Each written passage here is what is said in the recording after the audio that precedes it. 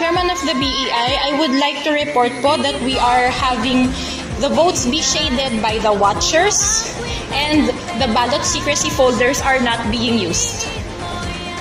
Sinisita po ng watcher from I do not see the party. I would like this to be noted in the minutes po.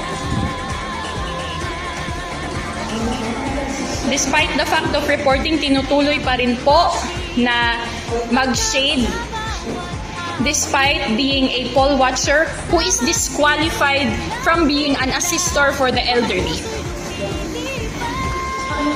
May we also note po the presence of election paraphernalia. Excuse me.